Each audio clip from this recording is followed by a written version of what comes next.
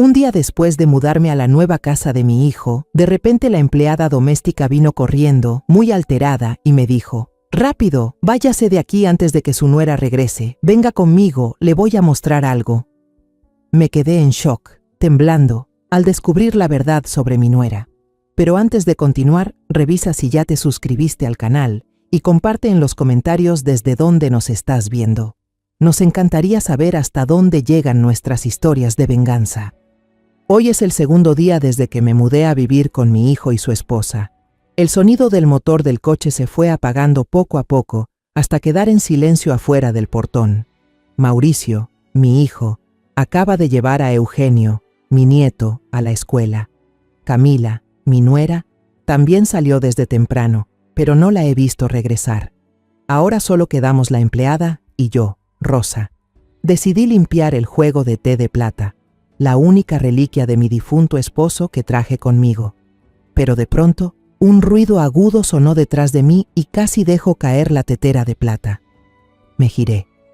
Rosa, la empleada, que tiene más o menos mi edad, estaba parada en medio del pasillo, inmóvil. Pero lo que me asustó no fue el ruido, sino su cara. Estaba pálida como una hoja, los ojos muy abiertos, fijos en la puerta principal, como si hubiera visto un fantasma. No se agachó a recoger nada, ni pidió disculpas. En lugar de eso, corrió hacia mí. No tuve tiempo de preguntar qué pasaba cuando ya me había tomado del brazo con fuerza, rogándome: «Rápido, vámonos de aquí antes de que regrese su nuera. Sígame, le voy a mostrar algo». Su mano estaba helada y temblaba, su agarre tan fuerte que me dolió. Se llevó un dedo a los labios, pidiéndome silencio con la mirada llena de pánico. Luego me jaló. No hacia la sala ni hacia mi habitación, sino directo al final del pasillo, donde estaba la zona del servicio. El pasillo se volvía cada vez más angosto y oscuro, el aire más pesado. Me empujó dentro de un cuartito y cerró la puerta de golpe, echando el cerrojo por dentro. Me quedé jadeando en medio de la habitación sencilla. Una cama de hierro vieja, un pequeño ropero de madera y una alfombra gastada. Rosa no perdió un segundo. Se arrodilló en el suelo, levantó la alfombra y dejó al descubierto unas tablas de madera envejecidas. Con las uñas aflojó una que parecía suelta. Apareció un hueco oscuro.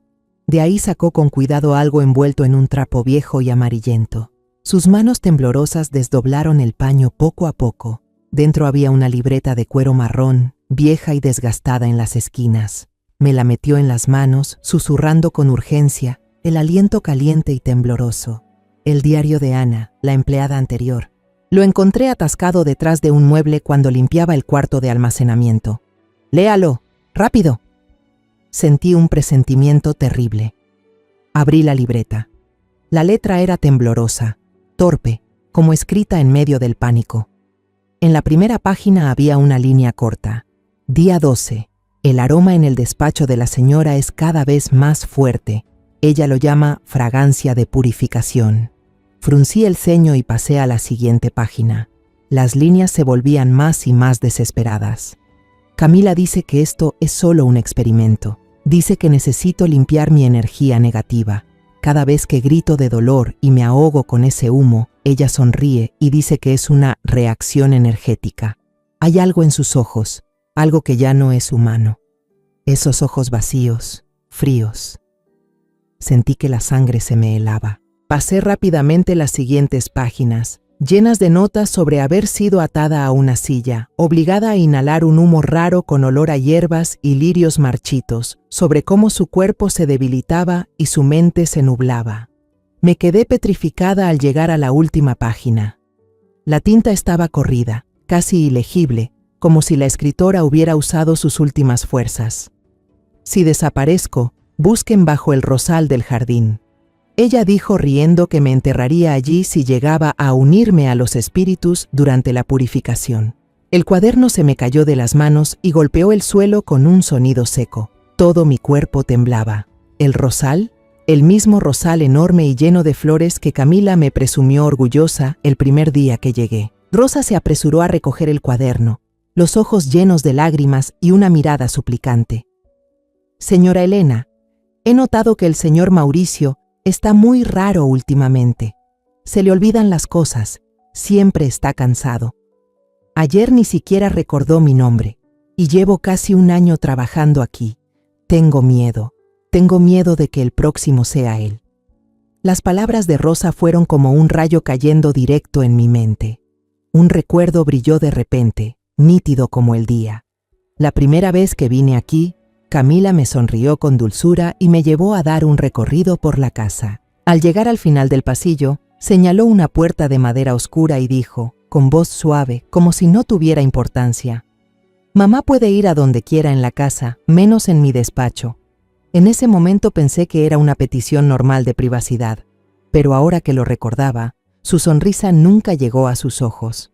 Era solo una máscara perfecta para ocultar algo helado detrás de esa mirada. Justo entonces, el sonido del motor de un auto conocido se escuchó afuera, acercándose más y más. Rosa y yo nos quedamos heladas. Camila había vuelto. Sin decir una palabra, Rosa me arrancó el cuaderno de las manos.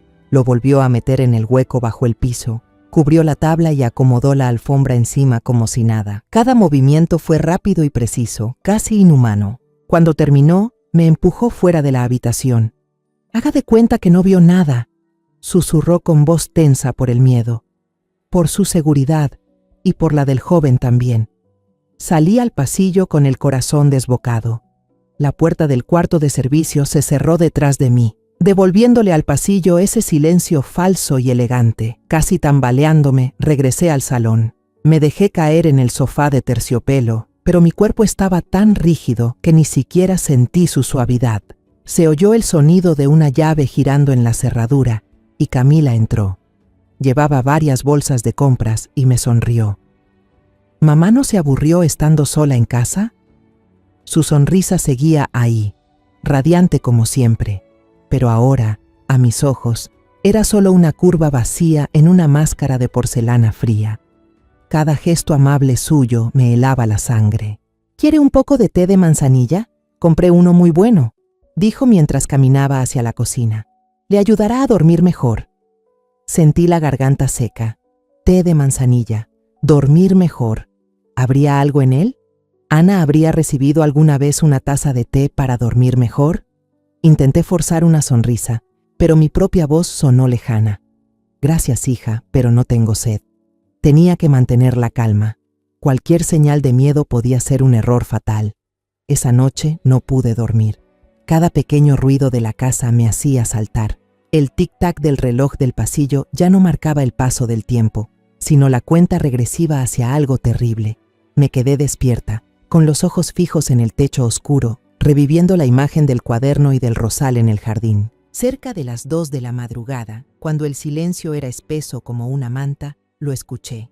Un crujido débil del piso de madera, apenas audible, pero en medio de la noche se oía claro. Venía del pasillo.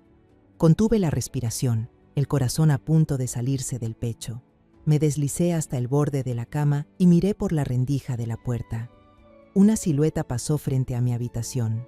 Cabello largo, negro, brillante, y una figura delgada envuelta en un camisón de seda. Era Camila, pero no se dirigía a la cocina ni a la sala. Su sombra avanzaba hacia el final del pasillo, donde estaba el despacho prohibido. Una mezcla de miedo y curiosidad me impulsó. Me levanté con cuidado, caminando sin hacer ruido. Pegué la oreja a la puerta. Silencio. Luego escuché los susurros. No venían de su habitación, sino del cuarto prohibido. No podía escuchar con claridad cada palabra, pero esa voz, sin duda, era la de Camila. Ya no tenía la dulzura ni la suavidad de siempre. La voz en la noche era grave, monótona y fría como el metal. Parecía que hablaba por teléfono, pero en un idioma que yo nunca había oído. No era español, tampoco inglés. Los sonidos eran rápidos, agudos, más parecidos a un antiguo conjuro que a una conversación. Al mismo tiempo, un olor extraño empezó a colarse por la rendija de la puerta de mi habitación. Un olor áspero, dulzón, como de incienso mezclado con alguna hierba quemada. Era penetrante y perturbador, el mismo aroma de purificación del que Ana había escrito en su diario. Ese olor me provocó náuseas, mareo y vértigo. Retrocedí de inmediato, me senté en la cama y me tapé la nariz con la mano. Esa noche no dormí ni un minuto, esperando a que los primeros rayos del amanecer entraran en la habitación. A la mañana siguiente, en la mesa, el aire se sentía tan pesado como el plomo. Traté de actuar con normalidad, pero mis ojos no dejaban de observar a mi hijo. Las ojeras bajo los ojos de Mauricio eran más marcadas que nunca, haciéndolo ver demacrado. Estaba ahí, con la cuchara en la mano, removiendo el café sin parar, una y otra vez, hasta que casi se enfrió. Su mirada se perdía en un punto vacío de la pared, sin vida, sin alma. Puse mi mano sobre la suya y sentí un frío antinatural. ¿El trabajo está muy estresante últimamente, Mauricio?, le pregunté, intentando sonar natural. Se sobresaltó como alguien que despierta de un sueño. Parpadeó varias veces, tardando unos segundos en procesar mi pregunta. Lo normal, mamá. Su voz era plana, sin emoción. Luego volvió a quedarse en silencio, mirando al vacío. Camila, sentada frente a él, le puso una mano en el hombro. Sonrió, esa sonrisa perfecta de siempre. Solo le falta dormir un poco, mamá. Yo lo estoy cuidando muy bien. Remarcó esas dos palabras. Muy bien, mirándome con una expresión que parecía una advertencia. Durante el desayuno, Mauricio dejó caer el tenedor al suelo. El sonido del metal contra el azulejo fue tan agudo que me estremeció. En lugar de agacharse a recogerlo, se quedó mirando el piso, confundido, sin saber qué hacer. Pasaron unos segundos antes de que Camila hablara con voz suave. «Déjame ayudarte». Se inclinó para recoger el tenedor, y solo entonces él parpadeó. Aquella escena me partió el corazón. Ese no era mi hijo. Mi hijo, el arquitecto talentoso y ágil. ¿Dónde había ido a parar? Por la tarde, al pasar por el pasillo para buscar un libro, mi corazón se detuvo un segundo. La puerta oscura del despacho estaba entreabierta. Tal vez Camila había olvidado cerrarla. Una curiosidad enfermiza me invadió, superando el miedo. Caminé despacio, acercándome, y miré por la rendija. La habitación estaba sumida en la oscuridad, aunque afuera aún había luz. No había ventanas. La única iluminación venía de unas cuantas velas encendidas sobre una especie de altar en la esquina. Las llamas titilaban, reflejándose sobre objetos de formas extrañas. Piedras negras y brillantes, mechones de cabello atados con hilo rojo, un pequeño cuchillo con mango de hueso. El olor del aroma de purificación era tan fuerte que apenas podía respirar. ¿Qué está buscando, mamá? La voz suave sonó justo detrás de mí y casi grité del susto. Me giré bruscamente. Camila estaba ahí, sin que la hubiera oído llegar, tan silenciosa como un fantasma. Sonreía, pero sus ojos no. Eran fríos y afilados como cuchillas. «Ah, nada», balbucé, con el corazón golpeando en el pecho. Solo estaba dando una vuelta. Ella no respondió. Mantuvo la sonrisa mientras, con una mano suave pero firme, me hizo retroceder un paso. Con la otra cerró la puerta. El sonido del cerrojo al encajar fue seco y despiadado. Era como una afirmación de que su mundo era un secreto al que yo jamás tendría derecho a acercarme. Esa noche volví a despertar, pero esta vez no era solo el crujido de una persona. Escuché mucho más que eso. Había sonidos de varios pasos diferentes en el pasillo, pasos muy suaves, como si quien caminaba intentara no hacer ruido.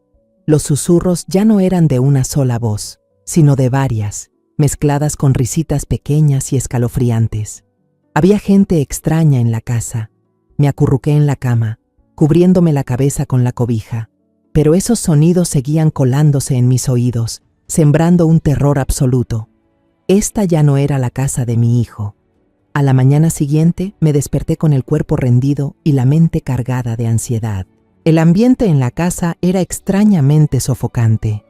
Miré por la ventana de la cocina y vi a Camila en el jardín. Llevaba un vestido largo blanco. Su cabello negro suelto cayéndole por la espalda, se veía tan serena como una diosa. Pero lo que hacía me heló la sangre. Estaba frente al viejo rosal, justo donde el diario de Ana mencionaba. En sus manos no tenía la regadera de bronce que usaba siempre, sino una botellita de vidrio oscuro. Iba echando con cuidado unas gotas de un líquido espeso, de un rojo oscuro, como sangre coagulada, en la base del rosal. Lo hacía con una especie de devoción, murmurando algo que no alcanzaba a escuchar. Me estremecí. Las palabras temblorosas de Ana sobre el rosal volvieron a mi mente, claras como el día. ¿Qué demonios estaba alimentando Camila a ese árbol? Cuando regresé al comedor, Mauricio ya estaba sentado allí. Tenía el periódico financiero extendido frente a él, pero sabía que no estaba leyendo nada. Sus ojos estaban vacíos, fijos en la pared. Serví un vaso de jugo de naranja y lo puse con cuidado frente a él. «Aquí tienes tu jugo de naranja, Mauricio». No reaccionó. Lo llamé otra vez, con un tono más suave. «Mauricio, hijo, ¿quieres beber un poco de jugo para despejarte?» Nada. Su mano descansaba sin vida sobre el periódico, inmóvil. El miedo empezó a crecer dentro de mí, convirtiéndose en una ola de pánico. Lo llamé más fuerte. Mi voz ya temblaba. «Mauricio». Esta vez se sobresaltó. Giró la cabeza hacia mí con una mirada perdida, como si regresara de algún lugar muy lejano. «Mamá, ¿me llamaste?», preguntó con la voz ronca. Ni siquiera notó mi presencia hasta que grité.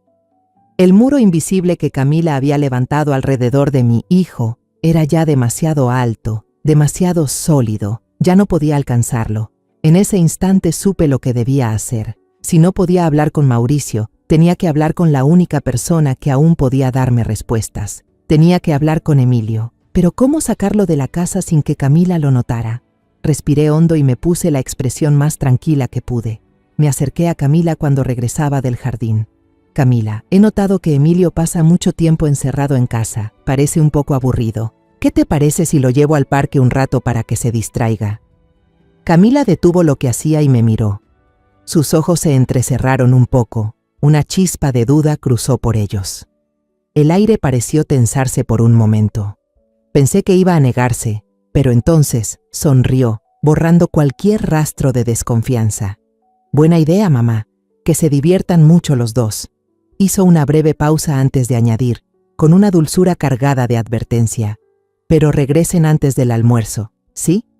Voy a preparar la sopa que tanto le gusta a Mauricio». No era un recordatorio, era una orden.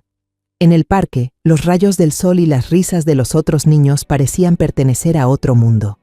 Emilio y yo nos sentamos en los columpios, balanceándonos suavemente. Empecé preguntándole sobre la escuela, sus amigos, su maestra.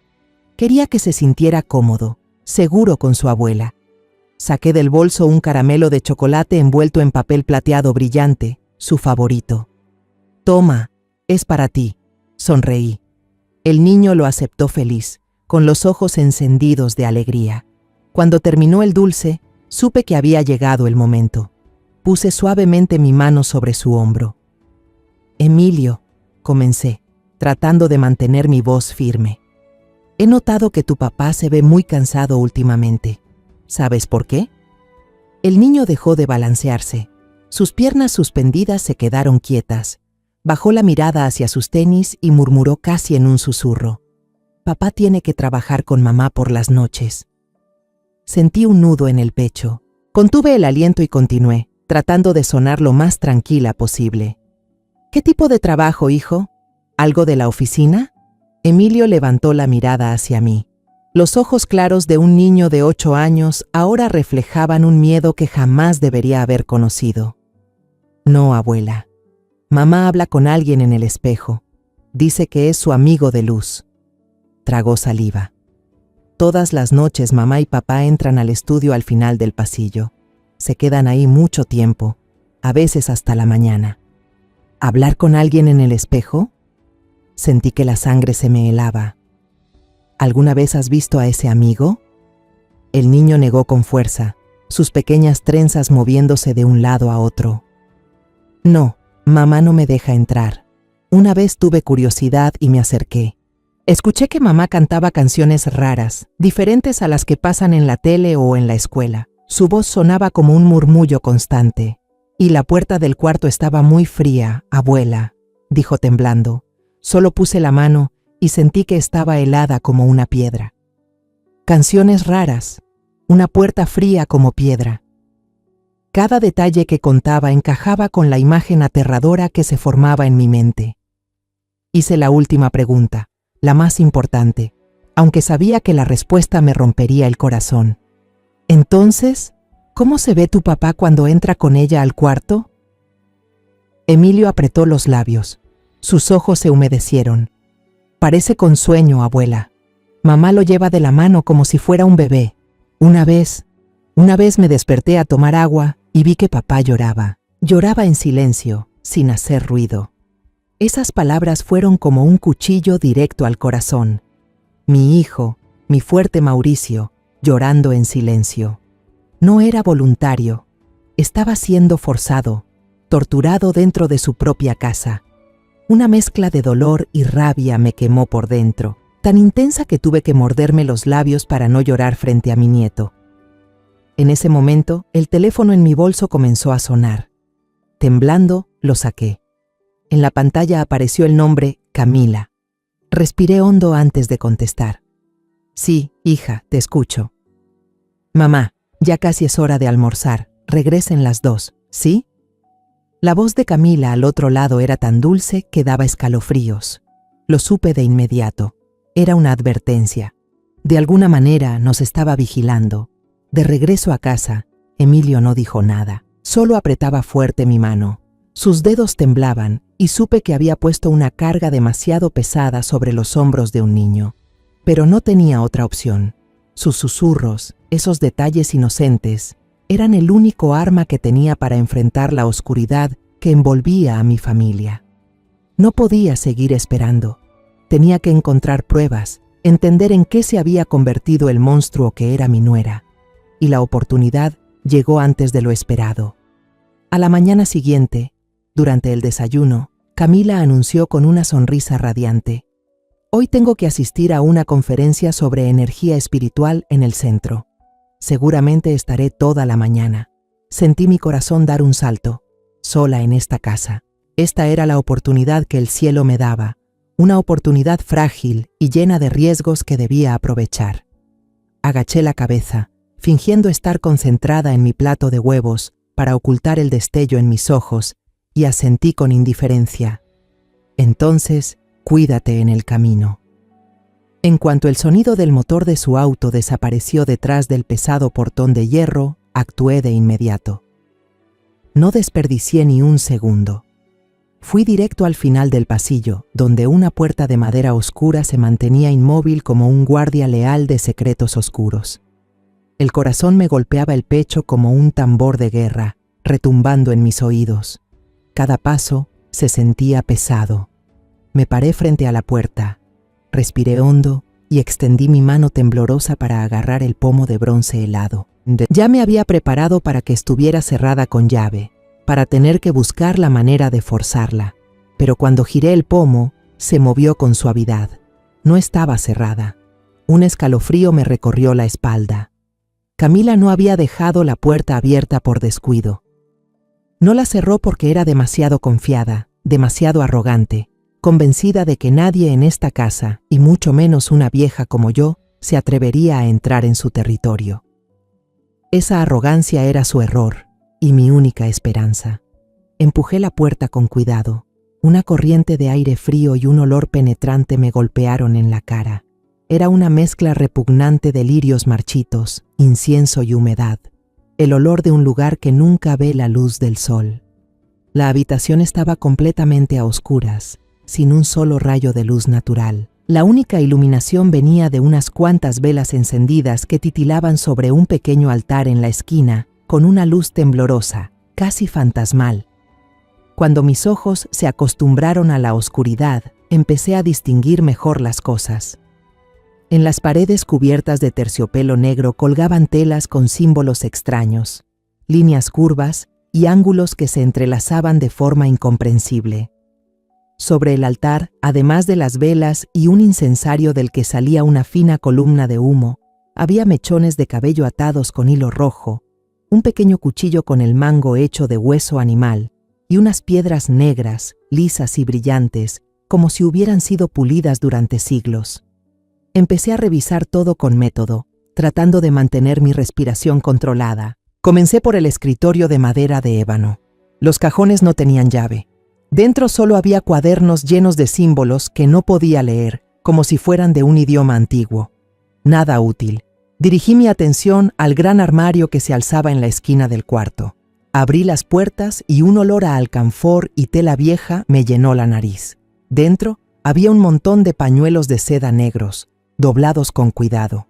Moví las capas de tela suave y fría. Mi mano tocó algo duro, con forma de caja. La saqué. Era una caja de madera negra, sin adornos, sin cerradura, solo con un simple broche de bronce, fría y pesada en mis manos. Me temblaban los dedos cuando abrí el broche y levanté la tapa. El interior estaba forrado con terciopelo rojo oscuro, como la sangre. Lo primero que vi me revolvió el estómago. Era una foto de Mauricio, una tomada en el viaje familiar del año pasado. Sonreía con alegría, los ojos llenos de felicidad. Pero justo sobre el lugar de su corazón, en la foto, había una marca redonda, negra, como si alguien hubiera apagado un cigarrillo encendido ahí. Ese gesto estaba cargado de odio y maldad. Temblando, levanté la foto. Debajo, sobre el terciopelo rojo, había un objeto pequeño, moderno, fuera de lugar. Una memoria USB negra. Sin pensarlo, la saqué rápido. La metí en el bolsillo de mi blusa, volví a poner la foto en su sitio, cerré la caja y la escondí de nuevo bajo los pañuelos de seda. Salí corriendo de la habitación, cerrando la puerta con cuidado para no hacer ruido. Corrí directo al cuarto de Mauricio, donde aún tenía su laptop sobre el escritorio. Con las manos temblando tanto que casi lo dejo caer 2 veces, conecté la memoria USB. La pantalla de la computadora se encendió y mostró una sola carpeta dentro del USB, llamada Proceso. Sentí que el corazón se me detenía. Hice clic para abrir la carpeta. Dentro había decenas de archivos de video con nombres de fechas. Abrí el primero, titulado Experimento Ana. La pantalla parpadeó y de pronto apareció una escena aterradora. En la misma habitación oscura de donde yo acababa de salir, Ana, la antigua empleada doméstica, estaba amarrada a una silla. Lloraba y suplicaba desesperada.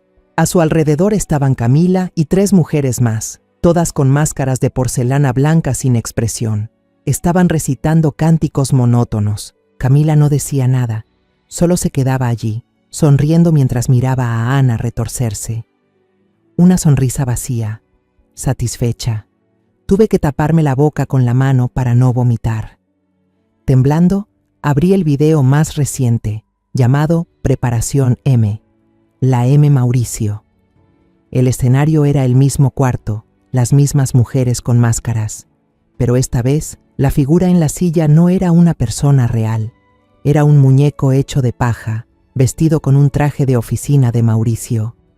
En el rostro sin vida del muñeco estaba pegada una foto del rostro de mi hijo. Estaban realizando el mismo ritual que con Ana, pero ahora con el muñeco de Mauricio. Le rociaban un líquido, recitaban los cánticos y con un cuchillo de mango de hueso cortaban sobre la foto. Lo entendí al instante.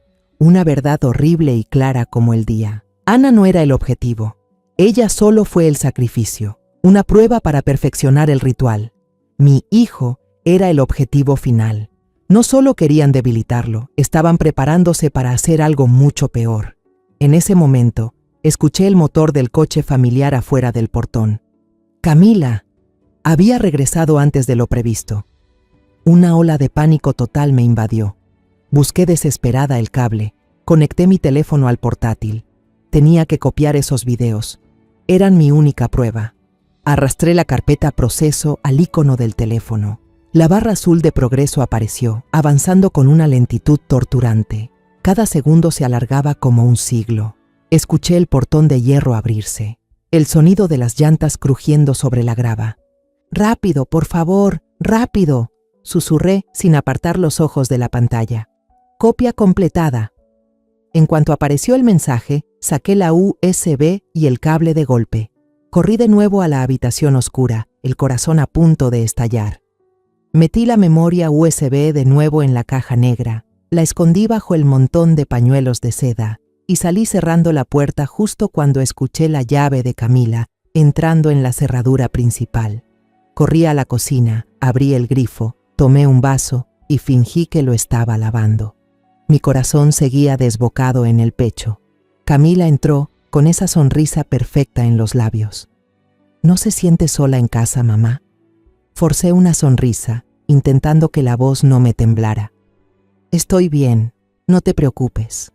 Pero no estaba bien, en absoluto. En mi cabeza, la imagen de mi hijo convirtiéndose poco a poco en un muñeco sin alma, controlado por los hilos demoníacos de la esposa que tanto amaba, giraba sin parar. Y supe que no le quedaba mucho tiempo. Esa noche, dormir fue un lujo imposible. Cada vez que cerraba los ojos, las imágenes horribles de los videos volvían como una película a cámara lenta, atormentando mi mente. Sabía que no podía esperar hasta la mañana. Tenía que hablar con Mauricio, de inmediato. Tenía que sacarlo de esa niebla mortal antes de que fuera demasiado tarde. Permanecí quieta, escuchando.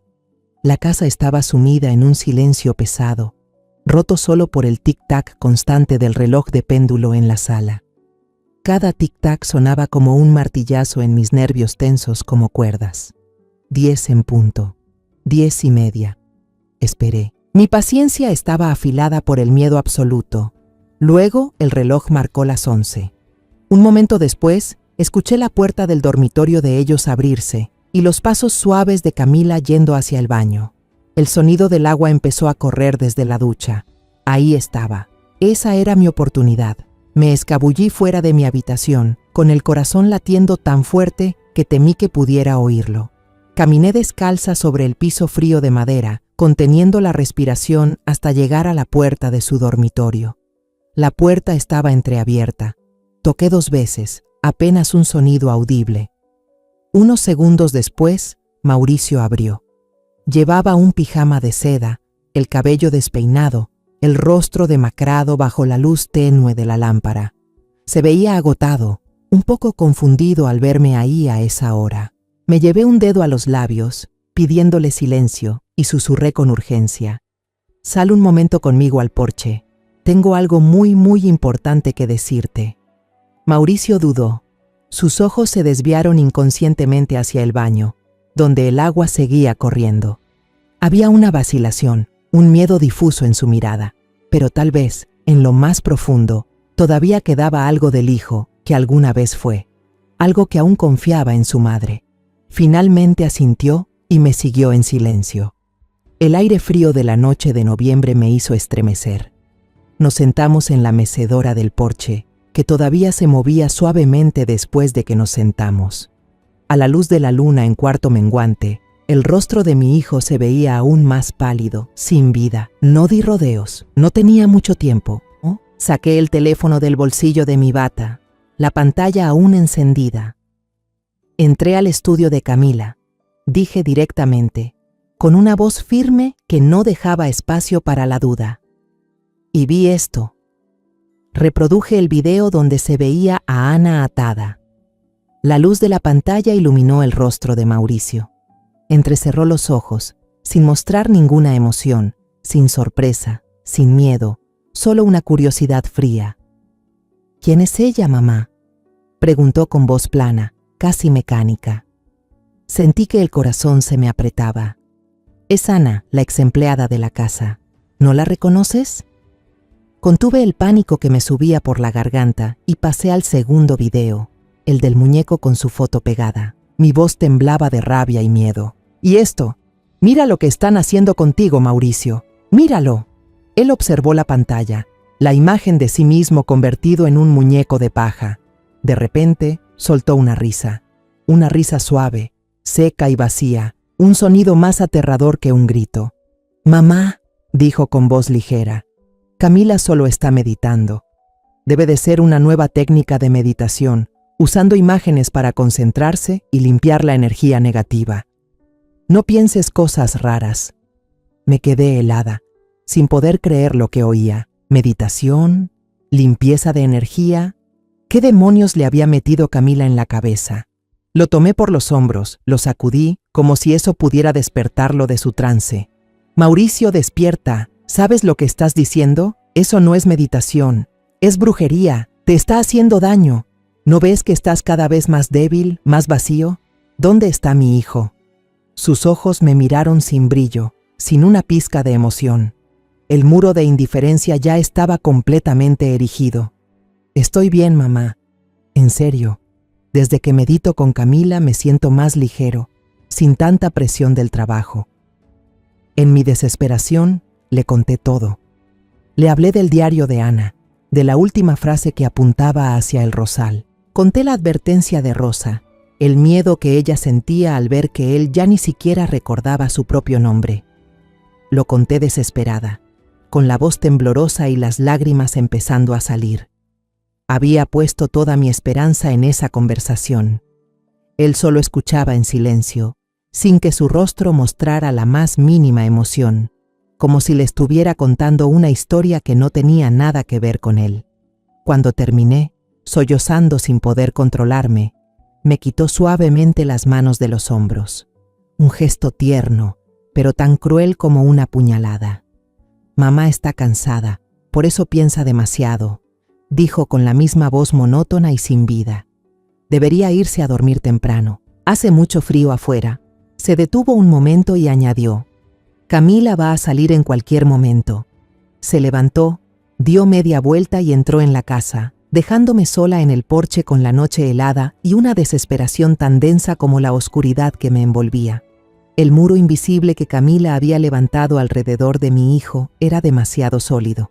Ninguna palabra, ninguna prueba, ninguna lágrima podía atravesarlo. Ya no podía alcanzarlo. En cuanto la figura de Mauricio desapareció tras la puerta, la luz del baño se apagó de golpe. Una verdad espantosa y helada me recorrió la espalda. El sonido del agua era una trampa. Camila no se estaba bañando. Había estado detrás de esa puerta todo el tiempo, escuchando cada palabra. Caminé de regreso a mi habitación, sintiendo que acababa de librar una batalla que había perdido de la peor manera. El frío del suelo me calaba en los pies, pero no se comparaba con el hielo que se extendía desde mi corazón. Había fracasado. Mi hijo estaba completamente en manos de Camila, atrapado detrás de un muro de indiferencia que yo no podía derribar. Y lo peor de todo era que ahora Camila sabía que yo sabía. Desde ese momento ya no era una madre vieja y molesta. Me había convertido en su enemiga. A la mañana siguiente, todo parecía aterradoramente normal. El sol salió como siempre. Los pájaros cantaban en el jardín. Mauricio seguía sentado en la mesa, revolviendo su café con indiferencia. Pero había una tensión silenciosa, pesada, como el aire antes de una tormenta. Camila me saludó con una sonrisa. Me preguntó si había dormido bien, con una voz dulce como la miel. Pero su mirada era distinta. Ya no ocultaba la desconfianza ni la advertencia. Cuando nuestras miradas se cruzaron, vi en sus ojos una frialdad cruel, una promesa de castigo. Y ese castigo no tardó en llegar. Al mediodía, mientras estaba en mi habitación, escuché unos sollozos suaves en el pasillo. Abrí la puerta y vi a Rosa. Estaba frente a su cuarto, con una bolsa de tela vieja y gastada que contenía todas sus cosas personales.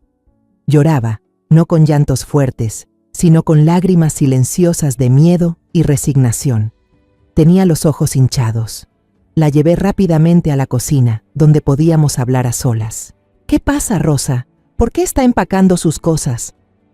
«La señora me despidió, doña Elena», sollozó, con la voz quebrada. «Dijo que trabajo mal, que rompí cosas, pero yo no rompí nada.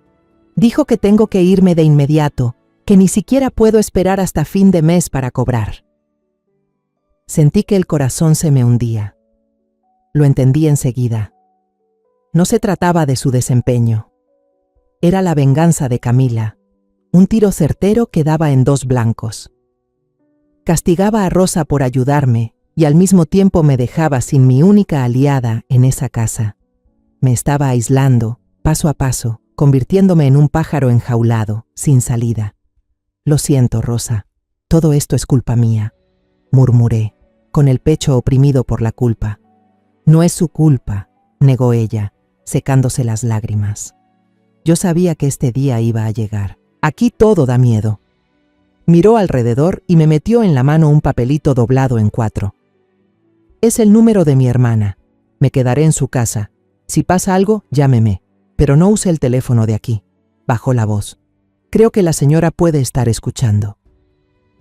Apreté el papel en mi mano, como si fuera una tabla de salvación. La observé mientras se alejaba hacia la puerta, con su pequeña bolsa al hombro, viéndose tan frágil y derrotada. El portón de hierro se cerró detrás de ella con un golpe seco y cruel. Mi última aliada se había ido. Ahora solo quedaba yo, sola, en la guarida del lobo.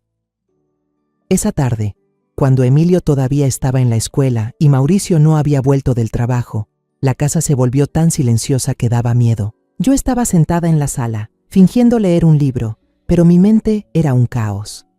Camila bajó las escaleras. No fue a la cocina ni al jardín. Caminó directamente hacia mí. No se sentó. Solo se quedó ahí, con los brazos cruzados, mirándome desde arriba con una expresión arrogante. La máscara de dulzura había caído. Mamá.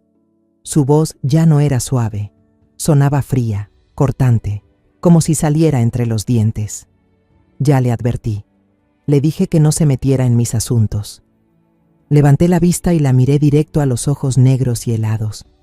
Por primera vez, ya no sentí miedo, solo rabia. Lo que estás haciendo no son tus asuntos. Es un crimen. Estás destruyendo a mi hijo. Camila se echó a reír. Era una risa aguda, escalofriante, sin una pizca de alegría. Usted no entiende nada, una vieja anticuada. ¿Qué puede saber? Esto es una purificación, una unión de almas elevadas. Mauricio ha sido elegido.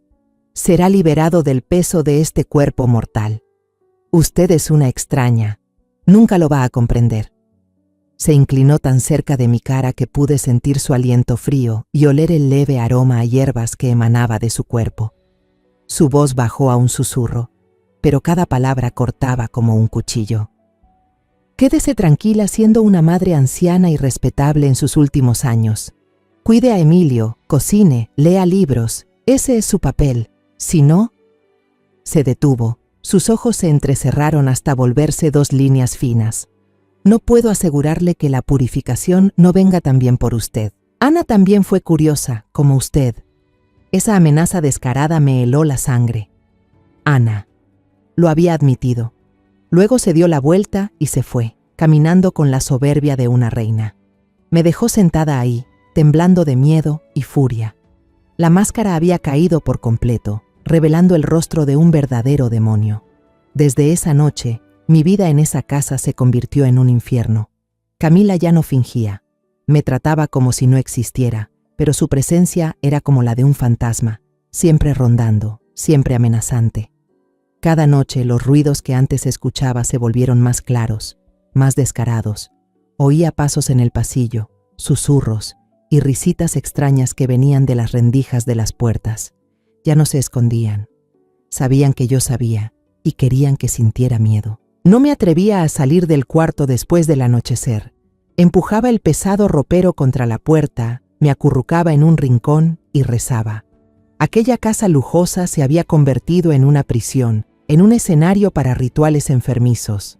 Y yo era una prisionera, una espectadora forzada esperando el juicio final de mi hijo, y tal vez también el mío. Pasó una semana en un silencio aterrador. Camila se había quitado por completo la máscara. Me trataba como si fuera invisible. Pasaba a mi lado en el pasillo sin siquiera mirarme. Las comidas transcurrían en un silencio absoluto, solo roto por el tintinear de los cubiertos. Pero ese silencio era una forma de tortura.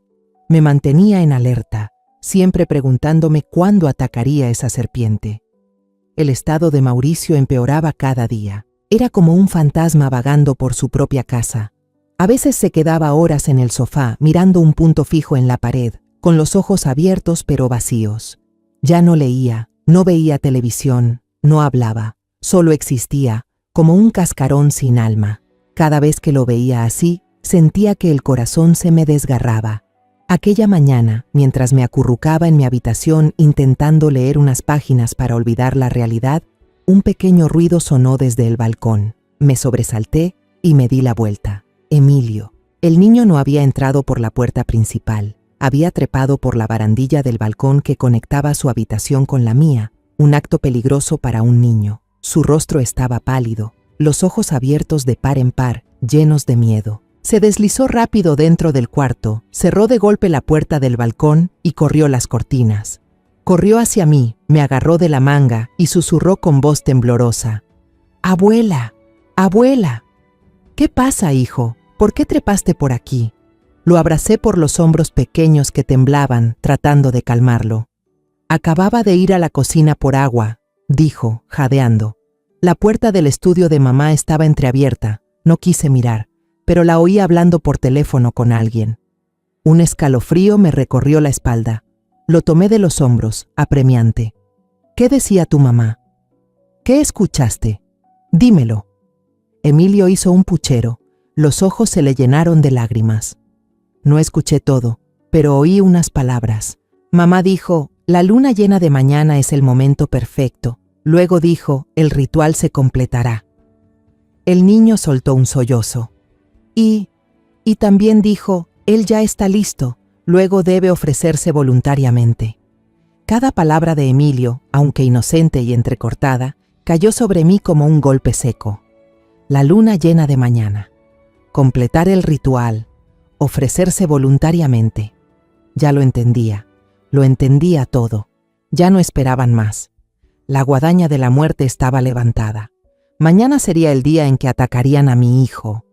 Abracé a Emilio con fuerza. Lo apreté contra mi pecho como si así pudiera protegerlo de este mundo cruel. Tenía que actuar. De inmediato. Ni un segundo más para el miedo o la duda. Después de calmarlo, hacer que dejara de llorar y advertirle que fingiera no saber nada, que bajo ninguna circunstancia su madre debía darse cuenta, lo ayudé a volver a su habitación por el balcón. Luego cerré mi puerta con llave. Mi mente trabajaba con una claridad aterradora, la que solo llega cuando uno es acorralado. Recordé el papelito que Rosa me había dado, un número de teléfono, una chispa de esperanza. Pero no podía usar el teléfono de la casa. Camila seguramente estaba vigilando. Tenía que salir. Una idea me cruzó la cabeza. Un plan arriesgado, pero el único posible. Empecé a sujetarme el vientre, gimiendo. Al principio fueron gemidos suaves, luego más fuertes, más dolorosos. Caí sobre la cama, encogiéndome. Tal como esperaba, al poco rato se escucharon golpes en la puerta, luego el sonido de una llave girando. Camila entró con una expresión de fastidio por la interrupción. «¿Qué le pasa, mamá?», preguntó, sin un ápice de preocupación en la voz. Me duele mucho el estómago», gemí, aún sosteniéndome el vientre. «Un dolor horrible. Debe ser por la comida de ayer». Le dije que ya no tenía el medicamento que solía usar y que necesitaba ir a la farmacia de la esquina de inmediato, que no lo soportaría más. Camila me miró con desconfianza. Sus ojos recorrieron mi cuerpo como buscando una grieta en mi actuación. «Déjeme ir yo a comprarlo», propuso, una oferta que en realidad era una prueba. «No», rechacé con firmeza, fingiendo dolor y mal humor. «Mi medicina es especial. Tengo que ir yo misma para que el farmacéutico vea la receta vieja y me dé la correcta. Si compras la equivocada, podría ser peor». Guardó silencio unos segundos, pensando. Tal vez estaba ocupada con los preparativos para mañana y no quería perder tiempo con una anciana enferma. O tal vez mi actuación había sido convincente. Al final, accedió de mala gana. «Entonces vaya y regrese rápido», dijo con voz fría, más una orden que una advertencia. La oportunidad era única. Agarré el abrigo y la cartera, caminando encorvada como si de verdad me doliera, hasta cruzar el portón de hierro. Pero una vez fuera de su vista, no fui a la farmacia. Casi corrí. Fui directo a una vieja cabina telefónica, polvorienta, en una esquina solitaria. Mis manos temblaban mientras buscaba en la cartera el papel arrugado de Rosa y marcaba, con los dedos temblorosos, cada número en el teléfono viejo. Del otro lado sonó 2 veces antes de que alguien contestara. No era el número de la hermana de Rosa. Era una voz masculina, familiar y confiable. «Ese es el número de Eugenio, el viejo amigo policía de mi esposo, alguien que sabía que Rosa también conocía y en quien confiaba». «¿Aló?» «Eugenio, soy yo, Elena». dije con prisa, la voz quebrada por la emoción y el miedo. Soy la esposa de Mario. Tienes que ayudarme. Señora Elena, ¿qué pasa? ¿Por qué suena tan alterada? Su voz al otro lado de la línea sonaba llena de preocupación. Estoy en peligro, dije, y las lágrimas empezaron a brotar. No yo, es mi hijo, Mauricio. Eugenio, tienes que ayudarme. Mi nuera está metida en una secta. La antigua empleada doméstica desapareció, creo que la mató, y ellos planean hacerle daño a mi hijo mañana en la noche. Le conté todo de corrido por teléfono, la voz temblorosa, sobre el diario, los videos horribles que había encontrado, las advertencias de Emilio. Eugenio escuchó en silencio. No era un silencio de duda, sino de concentración absoluta. Cuando terminé, su voz cambió. Ya no sonaba amistosa, sino firme y grave. Elena, escúchame bien. ¿Dónde estás ahora? No vuelvas a tu casa bajo ningún motivo. Busca una cafetería discreta cerca y mándame la dirección a este número. Iré de inmediato.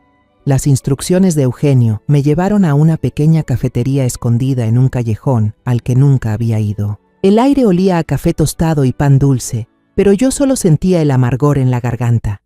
Elegí una mesa en el rincón más apartado, pedí una taza de té que sabía que no podría tomar y esperé.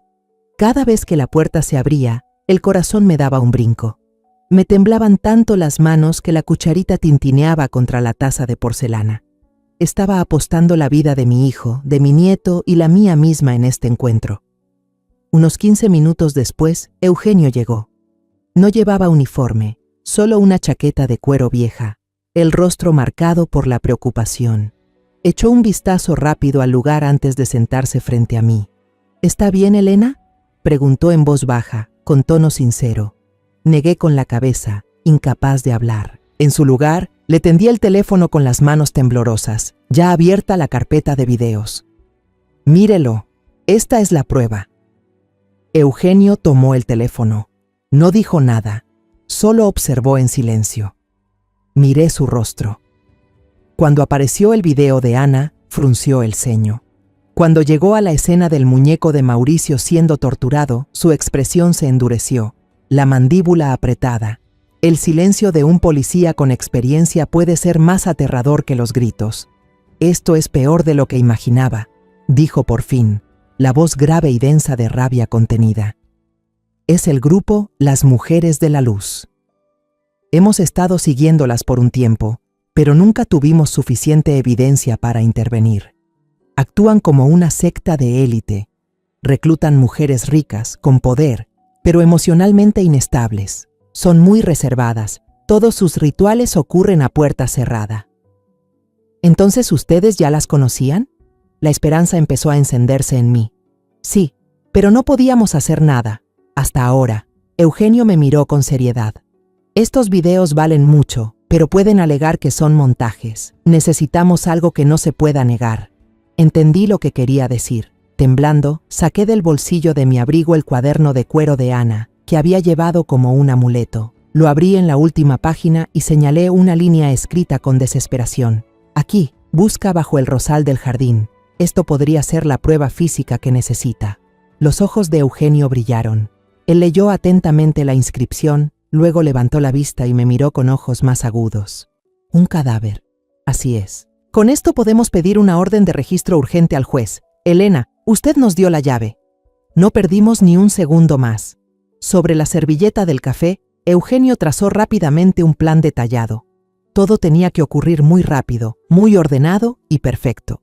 La parte de la policía y la mía.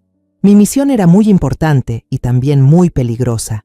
Mañana por la mañana tenía que sacar a Camila de la casa por al menos 3 horas. A la mañana siguiente me desperté con un objetivo claro. Bajé con una expresión que había practicado frente al espejo toda la noche. Una sonrisa fresca, con algo de resignación. Le dije a Camila, con una alegría inusualmente forzada: Camila, este fin de semana vienen unas amigas de Guanajuato. Hace mucho que madre y yo no tenemos ocasión de lucirnos. ¿Qué tal si hoy vamos al supermercado grande y compramos unas cosas ricas para recibirlas? Camila se sorprendió por el cambio repentino en mi actitud.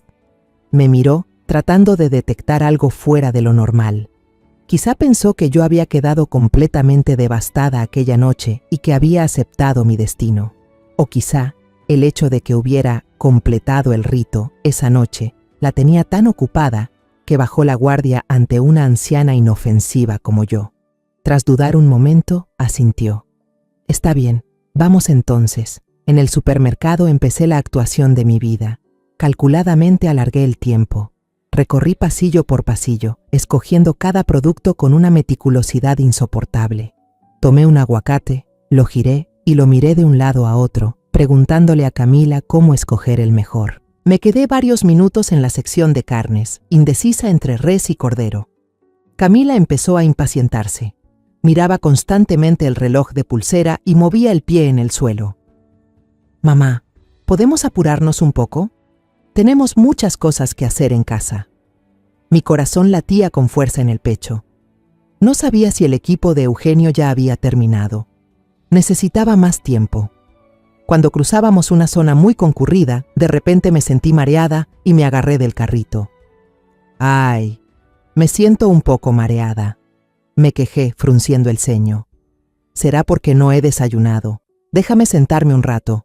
Me ayudé hasta un banco cercano y me dejé caer, con las manos en la cabeza. Camila parecía molesta, pero no podía dejarme allí. Se quedó de brazos cruzados esperando, la impaciencia visible en su rostro. Cada segundo se alargaba como un siglo. Justo cuando Camila estaba a punto de perder la paciencia y arrastrarme de regreso, el teléfono en el bolsillo de mi blusa vibró apenas. Fingí cansancio y lo saqué para ver la hora. En la pantalla apareció un mensaje de un número desconocido, con una sola palabra: listo. Un alivio leve recorrió todo mi cuerpo. Respiré hondo, me puse de pie y la fatiga desapareció. Ya me siento bien. Vámonos, hija. De camino a casa, a unas pocas casas de la nuestra, vi una camioneta blanca de la empresa de reparaciones estacionada al costado de la calle. 2 técnicos con uniforme fingían revisar un poste. Mi corazón se aceleró. Supe que eran gente de Eugenio. Cuando entramos a la casa, todo seguía tan tranquilo como siempre. Ni rastro de desorden. Eché una mirada rápida al jardín. El rosal seguía firme allí. La tierra alrededor no mostraba nada extraño. Habían trabajado con mucha profesionalidad, nivelando todo como si nada hubiese pasado. Miré las esquinas de las paredes en la sala, buscando cámaras ocultas, pero no vi nada. Camila no sospechaba nada. Guardó las compras con prisa, su mente completamente concentrada en sus propios planes oscuros para la próxima luna llena. Una noche que ella creía sería la coronación de su poder demoníaco. Una noche que ella no sabía que sería su propia noche final. Esa noche, el ambiente en la casa estaba extrañamente silencioso, ni un solo ruido, como si todo el lugar contuviera la respiración esperando algo. Caminé despacio con una bolsa pequeña que había preparado desde la tarde. Dentro solo había unas cuantas prendas viejas y algunas cosas personales necesarias, una pequeña puesta en escena para mi último papel. Bajé a la sala, donde estaban Camila y Mauricio. Camila estaba meditando sobre la alfombra, con los ojos cerrados, pero yo podía sentir una energía ansiosa, enfermiza, emanando de ella. Mauricio estaba en el sofá, inmóvil como una estatua, con la mirada perdida en el vacío. Voy a visitar a la tía Sofía un rato, dije, tratando de mantener la voz normal, tranquila. Últimamente no se ha sentido bien, se queja de dolor de espalda todo el tiempo. Tal vez me quede allá una noche para darle un masaje. No me esperen para cenar. La tía Sofía era mi mejor amiga, la única que Camila conocía. Una excusa perfecta, imposible de poner en duda. Camila abrió los ojos. Su mirada se iluminó de una forma extraña, con un brillo casi delirante. Se levantó y se acercó a mí. ¿Ah, sí? Entonces que tenga buen viaje, mamá.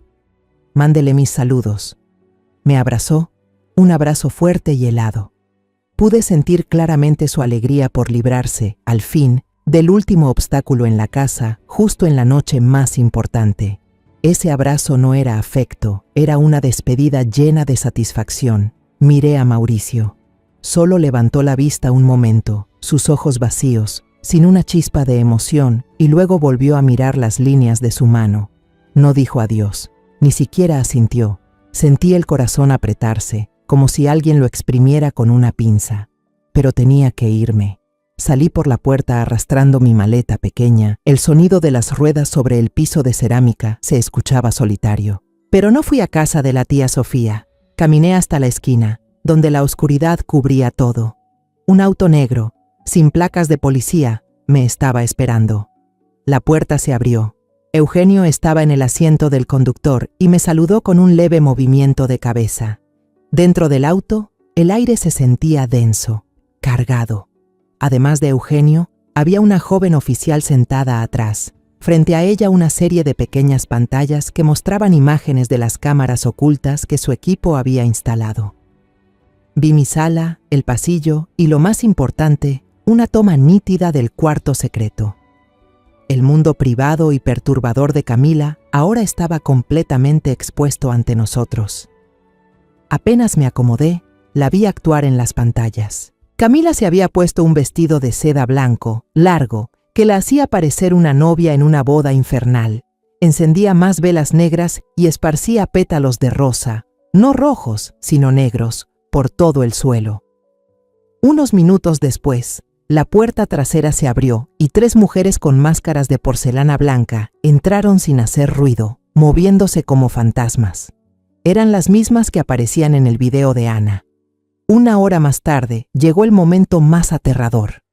Camila fue al dormitorio y sacó a Mauricio. Mi hijo llevaba una camisa blanca, caminaba como un sonámbulo, con los ojos abiertos pero sin vida. Ella lo condujo al cuarto oscuro. Las 4 mujeres formaron un círculo alrededor de él, inmóvil en el centro. Camila empezó a recitar unos conjuros en un idioma extraño que yo había escuchado antes a través de la puerta. Las otras 3 repitieron al unísono, formando un coro macabro. Sus voces eran planas, sin emoción, frías, resonando dentro del auto a través de los micrófonos ocultos, filtrándose en cada célula de mi cuerpo. Después de un rato, Camila levantó una copa de plata que brillaba con la luz de las velas. Dentro había un líquido rojo oscuro, espeso como la sangre. Sonrió, una sonrisa delirante, de éxtasis absoluto, con los ojos encendidos. Ella le entregó el vaso a Mauricio. «Bebe, amor mío». Su voz resonó con claridad a través del altavoz, dulce de una manera repugnante. «Cuando lo bebas todo, nuestras almas se unirán para siempre bajo la luz de la Madre. Serás liberado». La mano de Mauricio temblaba mientras levantaba el vaso hacia sus labios. Mi corazón se detuvo. Todo mi mundo pareció congelarse en ese instante. Me tapé la boca, tratando de contener un grito de terror. Apreté con fuerza el brazo de la agente que estaba a mi lado, mis uñas hundiéndose en la tela del uniforme. «Actúen». La voz de Eugenio sonó firme por la radio. De inmediato, en las pantallas, el infierno se desató. Las puertas de la habitación, la principal y las que daban al jardín, fueron derribadas al mismo tiempo. Policías vestidos de negro, armados hasta los dientes, irrumpieron desde todas las direcciones como una avalancha. Las luces potentes de sus linternas barrieron la habitación, disipando la oscuridad tenebrosa. «Detente ahora, no bebas. Manos arriba, policía». El grito del comandante se impuso sobre los cánticos. Camila se giró de golpe, el vaso de plata cayó de la mano de Mauricio y se estrelló contra el suelo con un sonido metálico agudo. El líquido rojo salpicó su vestido blanco, pareciendo sangre. Sus ojos eran negros, vacíos. No había miedo en ellos, solo pura ira, la furia de una sacerdotisa interrumpida justo antes de completar su ritual más sagrado. Ella y las otras 3 mujeres no alcanzaron a reaccionar antes de ser esposadas. Mauricio se quedó inmóvil en medio de la habitación, como una estatua olvidada, parpadeando ante las luces sin comprender nada de lo que pasaba a su alrededor. Un policía corrió hacia él, le puso una manta sobre los hombros y lo ayudó a salir. Al ver el rostro perdido y confundido de mi hijo, ya no pude contenerme. Las lágrimas que había reprimido durante tantos días brotaron sin control. Abrí la puerta del coche y corrí hacia él, apartando incluso a los agentes que estaban cumpliendo con su deber. Cuando lo abracé con todas mis fuerzas, no reaccionó. Permaneció rígido, con la mirada vacía clavada en algún punto detrás de mí. Pero no me importó. Solo sabía que debía aferrarme a él, como si mis brazos pudieran devolverle la vida, como si pudieran ahuyentar los fantasmas que atormentaban su alma. En los días siguientes, la verdad espeluznante sobre la hermandad de la luz comenzó a salir a la luz. Al registrar la habitación secreta, la policía encontró objetos rituales aterradores, viejos libros encuadernados en cuero con descripciones de sacrificios y uniones de almas, y frascos con sustancias químicas complejas. Los análisis posteriores helaron la sangre de todos. El líquido rojo oscuro del vaso de plata no era sangre, sino una mezcla de un potente alucinógeno con un veneno capaz de detener el corazón lentamente. Querían que Mauricio ofreciera su vida voluntariamente, bajo un estado de éxtasis, creyendo que alcanzaría la inmortalidad. Camila y sus cómplices no opusieron resistencia ni mostraron arrepentimiento. En la comisaría confesaron toda la red. Decenas de integrantes del culto, todas mujeres con posición social importante, fueron arrestadas en diferentes puntos de la Ciudad de México. Pero sus declaraciones eran incoherentes, sin sentido. No hablaban de crímenes, hablaban de dioses, de energía pura y de eternidad. No eran criminales tratando de negar sus actos. Eran fanáticas que habían perdido completamente la razón, prisioneras de su propio delirio. Mi hijo fue salvado de la muerte, pero su verdadera batalla apenas comenzaba. Mauricio fue internado de inmediato para observación y tratamiento psicológico a largo plazo. Los médicos dijeron que había sido sometido a drogas que provocan debilitamiento del sistema nervioso y manipulación mental de forma sistemática durante mucho tiempo. Su cerebro estaba dañado. La recuperación sería difícil y nadie podía asegurar que volvería a ser el mismo. Mi hijo había regresado, pero solo su cuerpo. Su alma seguía perdida, atrapada en la niebla venenosa que Camila había creado. Cuando finalmente pudo salir del hospital, después de varias semanas de tratamiento, no dudé ni un segundo. La casa en Colonia del Valle, que alguna vez fue el orgullo de mi hijo, se había convertido en un mausoleo lleno de recuerdos horribles. Cada rincón, cada mueble me resultaba inquietante. Lo vendí todo a un precio ridículo. Solo quería deshacerme de eso lo antes posible. Me llevé a Mauricio y a mi nieto Emilio lejos de la ciudad ruidosa y sofocante, de vuelta a Guanajuato, mi tierra tranquila, con sus colinas suaves y su aire limpio. Con el dinero de la venta compré una pequeña finca, con una casita bonita y un porche amplio que daba al valle. Lo primero que hice no fue ordenar las cosas. Salí afuera, cavé un terreno grande justo frente al porche, en el lugar donde más daba el sol, y planté rosas, de todos los tipos y colores, rojas intensas, rosadas suaves, blancas puras, amarillas brillantes. Quería transformar ese símbolo de muerte y de crimen oculto bajo un árbol en Ciudad de México en una prueba de vida y renacimiento aquí. Nuestra nueva vida empezó lentamente. Cada mañana, cuando los primeros rayos del sol apenas tocaban las colinas, salía al jardín a regar las plantas y cortar las hojas marchitas. Mauricio solía llevar una silla al porche. Se sentaba en silencio y me observaba. Aún hablaba poco, y a veces su mirada se perdía en la distancia, pero de vez en cuando, al ver un capullo de rosa abrirse, una débil sonrisa cruzaba sus labios. Sus ojos poco a poco volvían a tener vida, ya no estaban vacíos como antes. Emilio, por su parte, había recuperado su inocencia.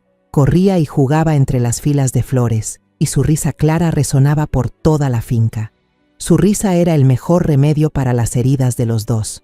A veces, al mirar las rosas rojas, tan hermosas y orgullosas, pensaba en Ana, la mujer desafortunada a la que nunca conocí. Su cuerpo fue encontrado y su familia lo llevó de regreso a su pueblo para enterrarlo. Planté este jardín en parte para recordarla, para que su alma descansara rodeada de flores y no atrapada bajo un árbol maldito. Nunca volví a ver a Rosa. El número que me dio dejó de funcionar después de que llamé a Eugenio. Tal vez se fue a un lugar muy lejano, buscando empezar una nueva vida, lejos de los recuerdos horribles. Solo rezo en silencio para que esa mujer valiente y bondadosa esté en paz. Su advertencia, el apretón tembloroso de su mano y aquellas palabras susurradas en aquella habitación pequeña. Váyase antes de que vuelva su nuera, fueron el comienzo de todo. Eso salvó no solo mi vida, sino también la de mi hijo y mi nieto, de un destino terrible. Mi jardín de rosas ahora brilla cada día más, llenando el aire de perfume bajo el sol de la mañana. Es la prueba de que la vida venció a la muerte, de que la razón triunfó sobre la locura fanática. Y cada mañana, al despertar y mirar el jardín, me recuerdo a mí misma que, incluso después de las noches más oscuras, el sol siempre vuelve a salir y las rosas siempre vuelven a florecer. La historia que acabas de escuchar ha cambiado nombres y lugares para proteger la identidad de los involucrados. No la contamos para juzgar, sino con la esperanza de que alguien escuche y se detenga a reflexionar. ¿Cuántas madres están sufriendo en silencio dentro de su propia casa? De verdad me pregunto, si tú estuvieras en mi lugar, ¿qué harías? ¿Elegirías callar para mantener la paz?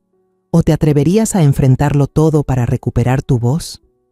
Quiero saber tu opinión, porque cada historia puede ser una vela que ilumine el camino de alguien más. Dios siempre bendice, y estoy segura de que el valor nos llevará a días mejores. Por ahora, en la pantalla final dejaré 2 de las historias más queridas del canal. Estoy segura de que te sorprenderán. Gracias por quedarte conmigo hasta este momento.